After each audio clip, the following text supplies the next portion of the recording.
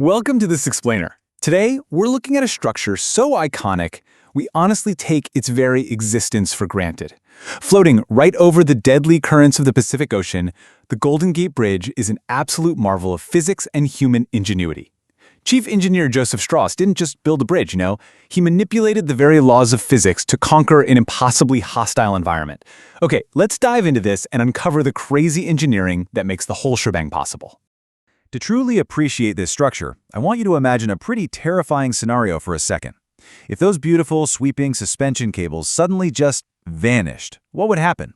Well, in short, it would be an absolute catastrophe. The massive concrete road deck would instantly fail and plummet straight down into the violent waters below. Establishing this extreme risk is crucial because every single design choice we're about to look at was a high-stakes battle against gravity, wind, and temperature to prevent that exact disaster. Here's how we're going to break down this giant engineering puzzle. First, we'll look at why a suspension design was the only real option. Then, we'll explore how they tamed deadly cable tension, solved the tower height dilemma, and survived the destructive power of thermal expansion. Finally, we'll check out an incredible, unplanned real-world stress test that pushed the bridge to its absolute limits. Section 1. Why a suspension bridge? Crossing the gap. To really understand the bridge, you have to understand the massive 2.7-kilometer geographical challenge Strauss was facing. Alternative options had to be ruled out right away. If you build a conventional beam bridge, you need support piers, but building those piers 300 feet deep in the Pacific, astronomically expensive. Plus, it would block the crucial passageways for massive cargo ships. Okay, what about an arch bridge? That leaves room for ships, but to span 2.7 kilometers, the arch would have to be incredibly high, making the structure excessively complex and risky. Neither of those worked. And this brilliantly illustrates why a suspension bridge was the perfect solution. By putting up two massive towers and hanging a main cable in a parabolic curve between them, you can just suspend the road deck right below it. This design gracefully overcomes the drawbacks of beam and arch bridges, efficiently distributing the massive weight over that huge 2.7-kilometer distance without blocking the water below. Section 2. Taming high cable tension and battling gravity.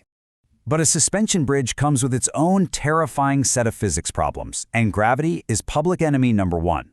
The main cable of the Golden Gate is immense. It's actually more than half the height of an average human in width. Because it's holding up the road, it is under a massive tensile load. Tensile load is really just a force that tries to stretch or pull a material apart. Imagine the massive sheer weight of the bridge just pulling down on that huge cable strung over the towers. That immense tension creates a really dangerous, unbalanced horizontal force. Left unchecked, the cable violently pulls the two towers inward toward each other. The towers would literally bend and fail.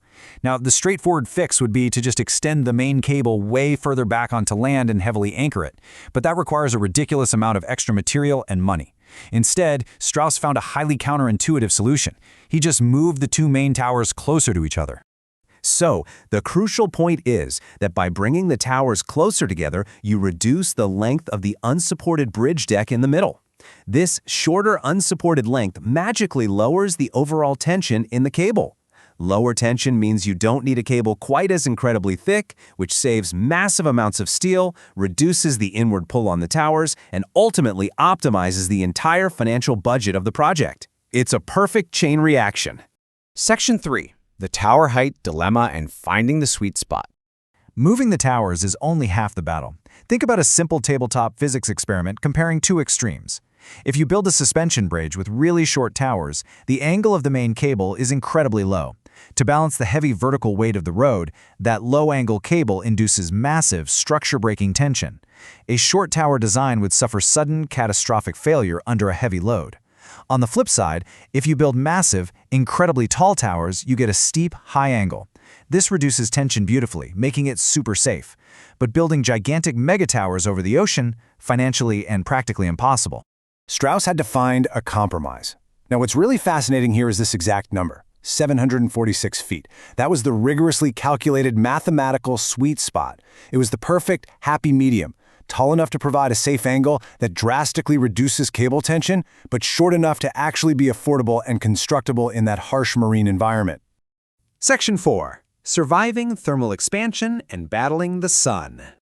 So Strauss tamed gravity and tension, but environmental temperature variations are an absolute bridge killer. If the Golden Gate had been built as a single, continuous, rigid piece of concrete and steel, a hot, sunny day would cause the materials to expand, push relentlessly against the towers, and eventually cause the bridge to rip itself apart. Strauss developed an elegant, multi-layered fix. First, he didn't build one road. He divided the deck into 7 separate pieces. Second, he utilized 3 cradles for support. And third, to bridge the gaps between those pieces, he installed finger expansion joints. To really grasp the scale of the forces we're dealing with, check out this number. During an extreme temperature spike, when the sun is beating down, the massive road deck actually grows in length. Those interlocking steel finger joints slide together, moving by almost 4 feet. The bridge literally breathes and shifts with the weather to survive. But there was a hidden, secondary thermal challenge on a micro level.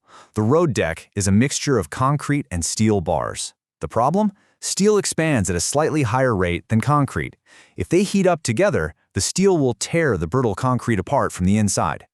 Strauss recognized that this differential expansion is only dangerous over long distances, so his genius fix was to install tiny expansion joints every 50 feet along the road, completely neutralizing the internal stress. Section 5. The 50th Anniversary Stress Test. All of this physics was brilliant on paper. But for the 50th anniversary of the Golden Gate, a massive celebration took place, and it quickly turned into an unimaginable, unplanned weight limit experiment. Over 300,000 people crowded onto the bridge deck simultaneously. It was a staggering, unprecedented static load that the bridge just wasn't meant to handle all at once in such density. Let's see how this builds to a terrifying climax. With the sheer weight of 300,000 bodies, the suspension bridge reacted exactly how physics dictates it should under extreme overload. The main towers actually bent inward slightly, and the road deck famously sagged by almost 2 meters, nearly 6.5 feet. But it didn't break. The incredible elasticity of Strauss's suspension design, the meticulously calculated tower heights, and the tension distribution worked flawlessly. It bent, for sure, but it held strong. And that leaves us with this final thought. Joseph Strauss and his team conquered the violent ocean, tamed massive tensile forces, and solved the invisible threat of thermal expansion. And they did it 89 years ago. When you consider the mathematical perfection they achieved with just the tools of the 1930s, it begs the question, what impossible structures are we actually capable of engineering next?